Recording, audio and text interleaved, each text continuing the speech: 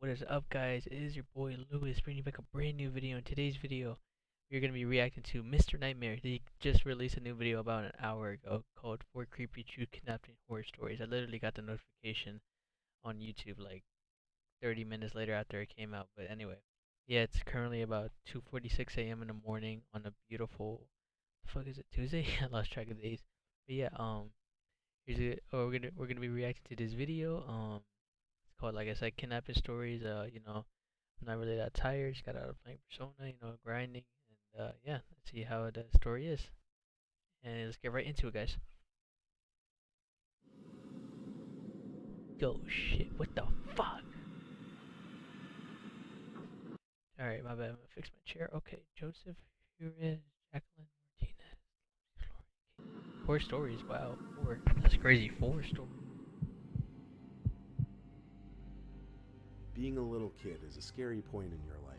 Ah, Yet you're shit. too young and innocent to even realize it. I have a horrible memory from my early childhood that I wish I could simply block out completely, but I just can't. I was, I believe, 6 or 7 years old. I was at the summer rec program that my parents had signed me up for. I was in the 6 and 7-year-olds group, the youngest group at the camp.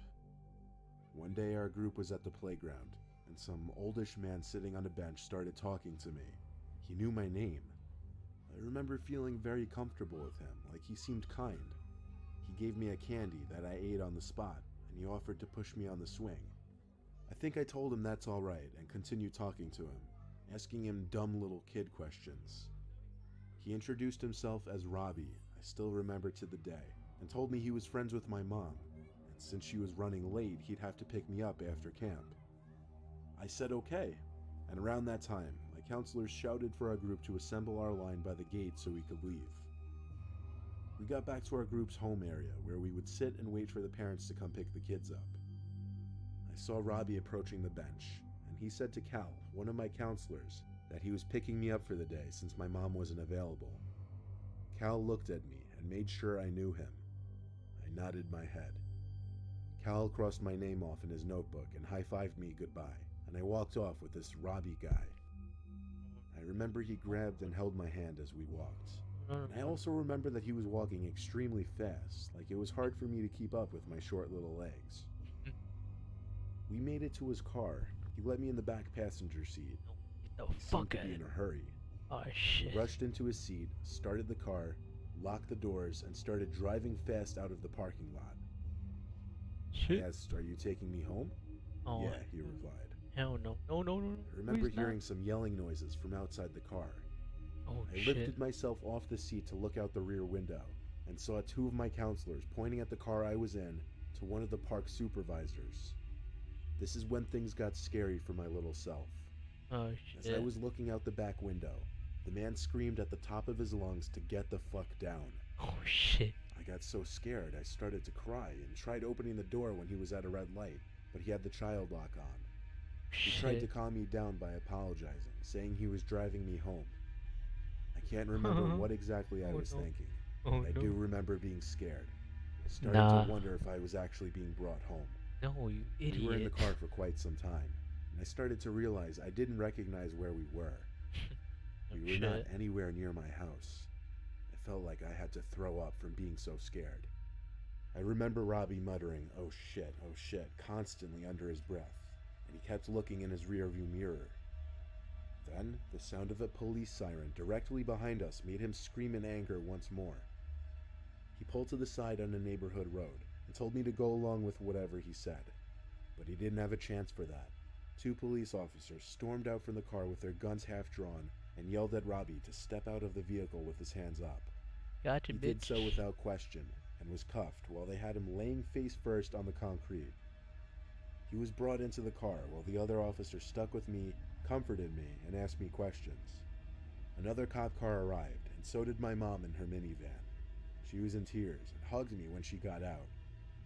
So backing up, when Robbie, or whatever his real name was walking me to his car, my mom had already gotten to the bench to pick me up, when Cal told her some man already picked me up.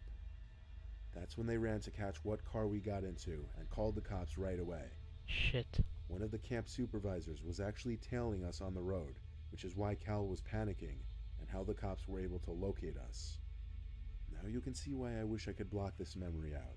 It's disturbing, it's sickening, I don't blame you, and I bro. often have to think about the horrible, unimaginable things that could have been done to me if I had not been saved.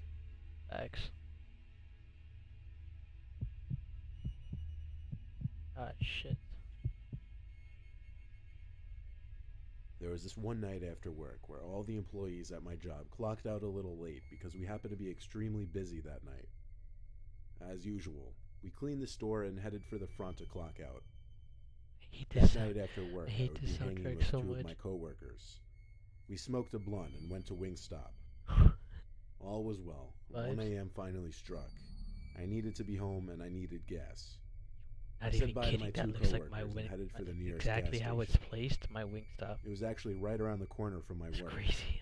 Thank God, because I had gone to work with it running on E. My car was running on fumes. Although being the closest gas station, I avoid this one for many reasons, as do many other people, especially at this time of night. There's often homeless drug addicts walking through it. Many people hit cars and drive off, fights, people scream in the cars. It just manages to attract the wrong people. So, as I'm pulling up to the pump, the high officially leaves. I come to realize that I'm about to pump gas at a cornered gas station hidden by buildings at 1 o'clock in the morning. No car, no person was seen in sight. I got out and turned around to reach inside for my wallet. I come up, and there's this homeless man going through the trash with this very large white bag. I'm not talking about big hefty that promises to keep all your household trash intact all the way to the outside trash can. I mean, this bag was freakishly big, and I couldn't see through it. I was startled at first, as I didn't even hear him walking or anything. I insert my card and look over. His head is in the trash at this point. Oh shit. I see him digging for recyclables, I think, and I just continue trying to get the thing to take my card. To be safe again, I make sure I lock my car once more, and this is where things get scary. As the sound of the car goes off, this man perks his head up, almost deer-like, and makes direct eye contact. He looks to be at least 6'4", but really skinny. He had injection marks all over his body, and his skin was peeling, rashing, and he had a buzz cut. Despite him obviously being a drug addict, his face wasn't affected too badly yet. Look, they gave me a bag big enough to fit a dead body in. The words didn't seem real. I felt the color leave my body.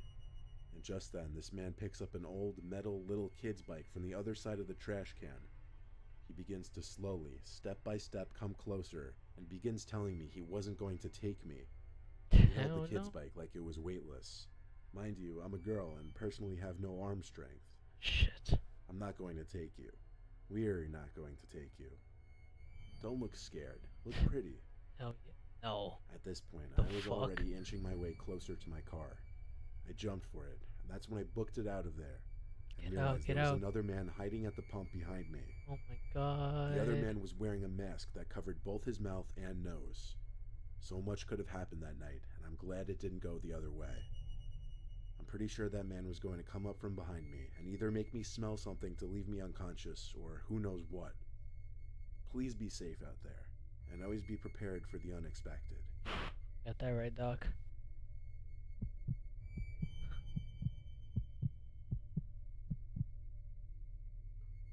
When I was 10, my uncle used to own a property in Kentucky, which was not too far of a drive from our home in Virginia.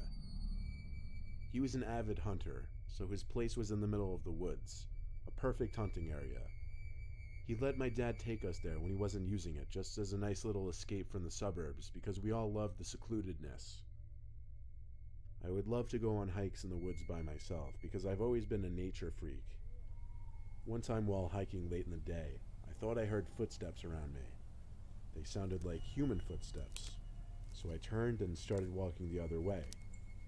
At the edge of the woods, however, I saw someone standing behind a tree, very shady-like. Seemed he was trying to hide. I ran back in the direction of the property and went inside the house. I told my dad I was being watched in the woods. He told me to just stay on my uncle's property and not wander off. I didn't want to go back outside after that anyway, though. My dad and two little brothers went off to pick up a pie at a nearby pizza place. I stayed behind because I'd rather watch the movie that was playing on the TV. I'd been alone in that home many times. I wasn't scared. I heard steps coming up the little wooden front porch. There was a knock at the door, so I jumped up to let them in because I was starving. But I froze at the door, thinking, how could they be back so quickly? I know, right? Dad? I said through the door. I Someone on know. the other side said it's not your dad, but Oh, we need some help. oh My my heart god. dropped. Oh my god. I Oh looked my, out the window to the porch. oh my It was god. still just bright enough to see an unfamiliar man standing on the porch. He noticed me at the window, looked at me, and smiled. Oh no. I shut the curtains and yelled, Dad, there's someone here at the front door. I was pretending as if my dad were still home. Nice. Smart. We saw your Smart. dad leave just before. Whoosh. Just open the door. We just need some help. Oh no. Oh no. That's I ran scary. to my uncle's master bedroom to hide there. So scary. There was a tap at his window, and I saw a second man outside. My He god. also yelled, open the door, please. My god. I heard kicks at the front door of the home.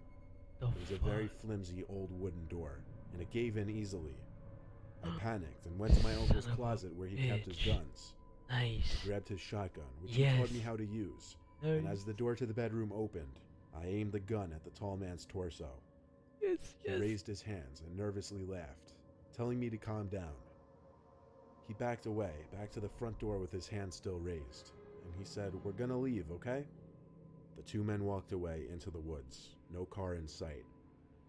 My dad soon returned to see the broken-in door, and I explained everything. He God. called the cops, who stayed with us while my dad did his best to fix up the door.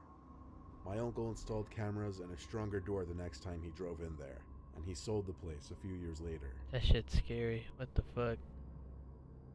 My god, yeah, I would have been scared too. If I would have done something smart like that. Say, "Yeah, Dad, someone's at the door." He would have been like, The "Your dad's following not story there." takes place on one of the worst days of my life. Oh shit. My crazy ex-girlfriend and I had just broken up after having a screaming match in her car. Oh, She sorry. basically told me where I could shove it, and left me in the rain in some parking lot of an abandoned office supply store.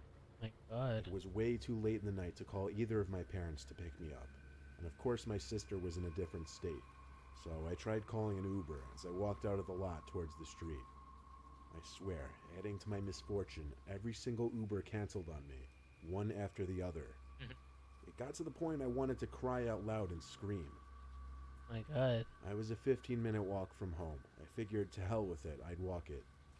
But shortly into my walk, an SUV pulled up to me. 3 guys were inside. They seemed around 30. The guy in the back said, "Yo man, you need a ride?" I figured why not? What did I have to lose at that point? It beats walking in the rain. I hopped in the open seat in the back and thanked all of them. I gave the driver my address, and he started on his way to my house. I tried making conversation by talking about how I just broke up with my ex, tried to make light of it, but they didn't respond in the way I was hoping. The guy in the front passenger seat turned to look at me.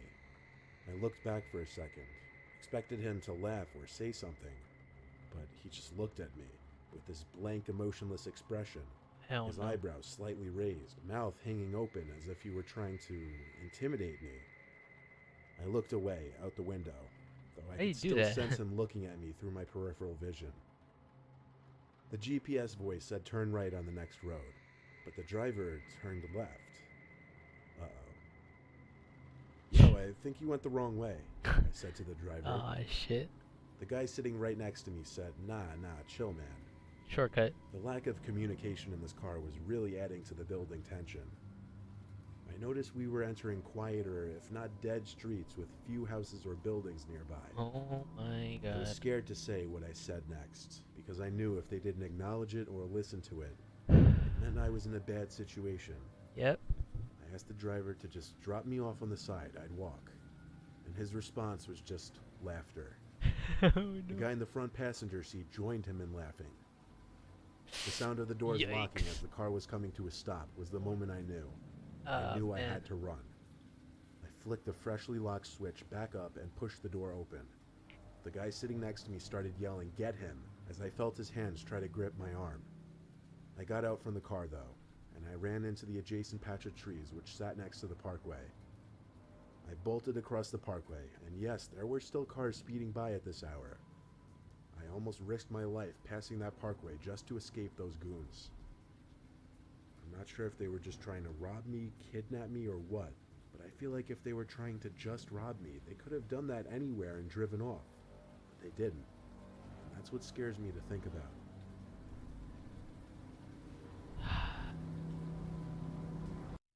Son of a bitch. Oh my god, yo, those were actually really creepy. Like, I'm not even kidding. This is like, it's been a while since I heard him saying a story that's really this creepy. Um, wow, yeah, that really got my attention. Holy shit, I'm like actually frightened right now. I mean, yeah, it's a risk when you're like hitchhiking and all that, and as a kid, wow, I think the one that got me the most was either the kid when he was home alone, and like when the two guys were outside the house and stuff, or I think it was the kid, yeah, when the kid in the field trip and he got kidnapped from the other guy. Yeah, I think it's the kid in the field trip that got me. I was like, wow, that's crazy. At a young age like that, you should really teach your. Well, I'm not judging how you should teach your kids, but I'm saying like, oh man, if only he knew like in that situation what he was in, he could have been more safer. And I'm glad that every one of these guys are fine. But yeah, like I'm saying, it's crazy out here. You gotta be careful in the world. Don't know who you get into with fucking some crazy ass people, man. But anyway, I'm gonna end the video here, guys. It was a Mr. Nightmare video. Like I said, I hope you guys enjoy. Leave a like, subscribe if you're new, and I see you guys in the next video. I'm gonna be uploading this right now. And yeah, have a good night and sweet dreams. Peace.